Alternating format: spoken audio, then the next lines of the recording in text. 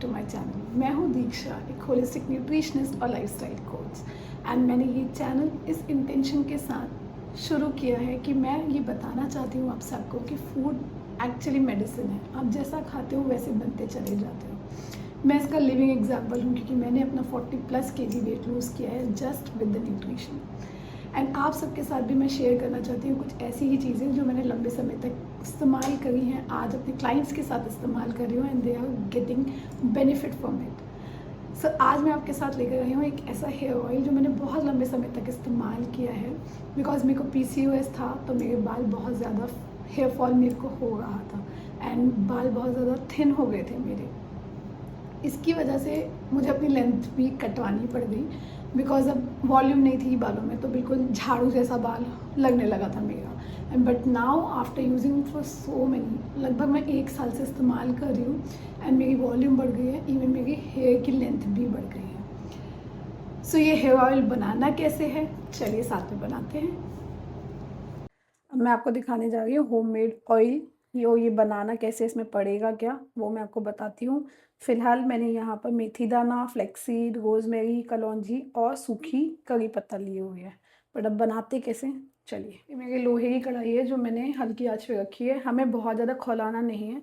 ये मैं लूँगी 2 कड़छी। ये है सेसमे ऑयल कोल्ड प्रेस्ड, 1 कड़छी।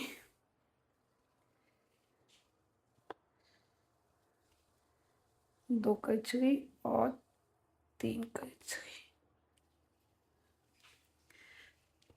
और इसमें मैं ऐड करूँगी मेरा कोल्ड प्रेस कैस्टर ऑयल। अब ये मैंने 1 कड़छी कैस्टर ऑयल लिया है। ये भी मेरा जो है वो कोल्ड प्रेस्ड है, तो हम बहुत ज़्यादा खौलाएंगे नहीं तेल। और अभी ही हम ऐड करेंगे हमारे एक एक करके सारे इंग्रेडिएंट। तो मैं इसमें सबसे पहले कलौंजी डाल रही हूँ। ये कलौंजी मेरी इस चम्मच के हिसाब से 4 चम्मच है।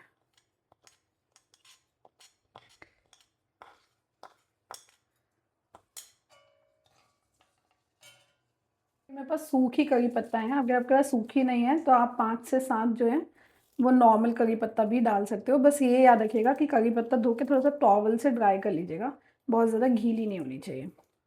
अब ये मैं डाल रही हूँ इसमें मेरे फ्लेक्स सीड्स। रोजमेरी हम बहुत थोड़ी लेंगे, बहुत ज़्यादा मत लीजिएगा, अदरवाइज जिन लोगों को भी डैंड्रफ की प्रॉब्लम है उनको इचिंग होना स्टार्ट हो जाएगी। और ये मेरे मेथी दाना, ये सब मैंने इसमें डाल देना है और मैं अभी थोड़ा सा अच्छे से मिलाऊंगी।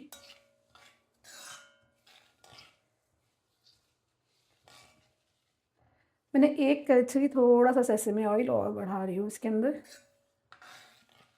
कैस्टर आपको उतना ही लेना है जितना मैंने डाला है और बस हल्का हल्का बुलबुला आने देंगे हम इसमें। सारे जो भी न्यूट्रिएंट हैं मेथी में, फ्लेक्सीड में, वो सब हल्का हल्का बुलबुला आएगा तो इसमें एब्जॉर्ब होना स्टार्ट हो जाएगा। बस हमें खौलाना नहीं है, इस बात का ध्यान रखिएगा। बिल्कुल ल्यूकवार्म ही है ये ऑयल। अब आप देखो ये हल्के हल्के से बुलबुले उठ रहे हैं। बस हमें इतना ही गर्म करना है तेल। और अब मैं ये तेल कर दूंगी बंद। गैस कर दिया मैंने बंद। अब ये नॉर्मली इसी में हल्का हल्का हल्का हल्का, जब तक ये नॉर्मल टेम्परेचर पे नहीं आ जाएगा तब तक हम इसको नहीं पलटेंगे। ये मेरे पास शीशे का एक जार है, मैं इसी में पलटूंगी। इसमें पलटने से पहले मैं इसमें, ये मेरे पास जटामानसी की वो हर्ब रखी हुई है और इसमें मैंने इतनी सी जटामानसी, ये जटामानसी की मैंने जड़ निकाली हुई है, वो मैं इसमें ऐड डाल दूंगी। और फिर इसमें हम तेल पोर करेंगे जब वो नॉर्मल टेम्परेचर पर जाएगा। ये पूरा तेल आप 1 महीने तक अपने साथ रख सकते हो। मैं कुछ छानूंगी नहीं, सारे हर्ब्स इसी में डाल दूंगी, सब कुछ इसी में डाल दूंगी। आप बस तेल तेल लीजिएगा जब आपको लगाना हो। ये तेल मेरा पूरी तरह अब ठंडा हो गया और इसे मैं पलट लेती हूँ। मैं अभी इस तेल को नहीं छान रही हूँ क्योंकि मैं चाहती हूँ कि जितनी देर ये शीशे में रहे तो जब मैं निकालूंगी तो मैं छान लूँगी। अगर ये ऊपर ऊपर आ रहा होगा, अगर नहीं आ रहा होगा तो मैं ऐसे ही निकाल के यूज़ करूँगी। तो मैं अभी नहीं निकाल रही हूँ, अभी मैं सीधे से अपनी बॉटल में ऐड कर लूँगी। ये 1 महीने बहुत आराम से चलेगा आपका तेल। आप बना के इसे रखो, कुछ ख़राब नहीं होगा इस तेल में से। अब ये तेल हमारा रेडी हो गया है। जब आप यूज़ करो तो छान लेना, छान के यूज़ कर लेना। मैं तब तक यूज़ नहीं करूँगी जब तक ये नीचे तक सीड आपको दिख रही होगी, जब तक सीड अफेक्ट नहीं करेगी।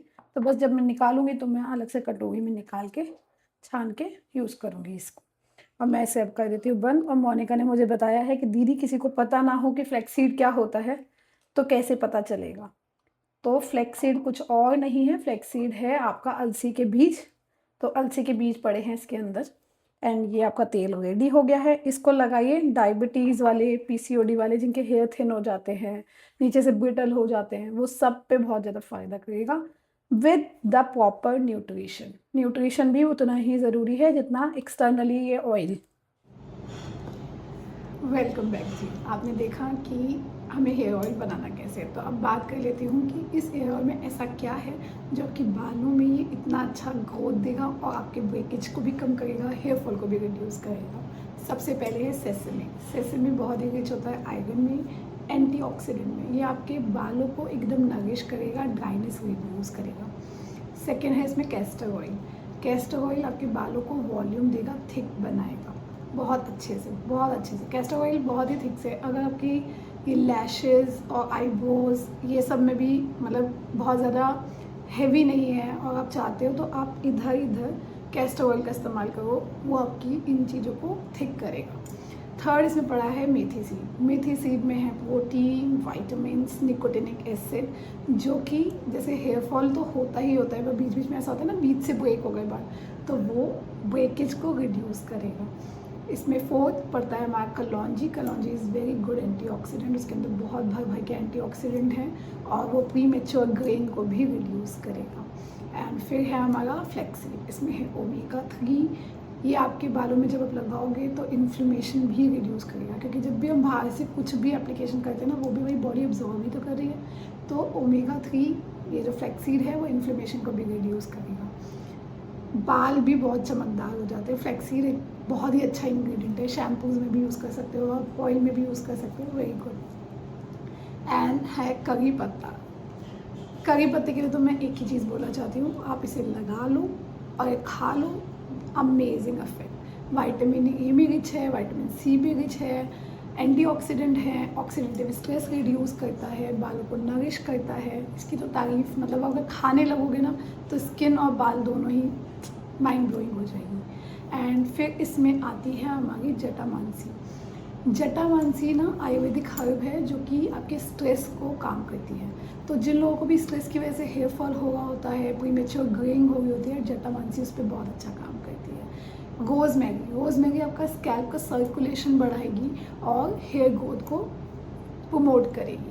बट रोज़मेरी के साथ एक बात आपको बहुत अच्छे से ध्यान रखनी है, जैसे कई बार होता है ना, स्कैल्प में चोट लग जाती है, इन्फेक्शन हो जाता है या बहुत इरिटेशन होती है, इवन छोटा सा ऑयल लगा लो या कलर करवाते समय भी वो चीज़ इरिटेशन होती है। तो अगर आपके बालों में बहुत ज़्यादा इरिटेशन है तो आप रोज़मेरी को थोड़ा सा कम इस्तेमाल करोगे, क्योंकि ये बढ़ा भी सकती है वो इरिटेशन। एंड ये हेयर ऑयल यूज़ करो एंड 1 महीना लगातार यूज़ करना है। और यूज़ करने का तरीका ये है कि आप बिफोर वॉश 2 घंटे पहले आप इसको अच्छे से अप्लाई करो और 2 घंटे बाद आप वॉश कर लो। कोई भी तरीके का हीटिंग रॉड वगैरह इस्तेमाल मत करना अपने बालों में, अच्छे से नेचुरली उसको ड्राई करो, ठीक है। एंड 1 महीने बाद इसके रिजल्ट्स देखना।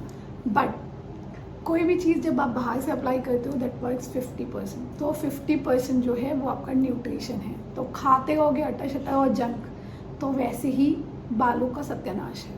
क्योंकि डायबिटीज़ और पीसीओएस या किसी भी मेटाबॉलिक डिसऑर्डर की वजह से अगर आपके बाल कमज़ोर हो रहे हैं, आपके हार्मोनल इम्बैलेंस की वजह से कमज़ोर हो रहे हैं, तो आप सीधे बाहर की एप्लीकेशन पे रिलाई नहीं कर सकते। वो काम करेगी, बहुत अच्छे से करेगी, बट आपको अंदर से भी न्यूट्रिशन सही लेना है। तो आप इसके साथ ऐड करो विटामिन सी, आंवला ऐड करो अपनी डाइट के अंदर, सेसमे का सीड ऐड करो, वाइट सेसमे यूज़ कर सकते हो, सेसमे सीड यूज़ करो, बीट रूट यूज़ करो। ये सब आपको खाना है अच्छे से, अपने खाने में ऐड करो ये सब चीज़ें and see the difference in 1 month on your skin, on your hairs. And मुझे कमेंट करके ज़रूर बताना कि कितना फ़ायदा हुआ आपको। एंड मैं जल्दी लेकर आऊँगी अपनी आयुर्वेदिक शैम्पू की रेसिपी आप सबके साथ। टिल देन बाय बाय जी and thank you and please subscribe my channel.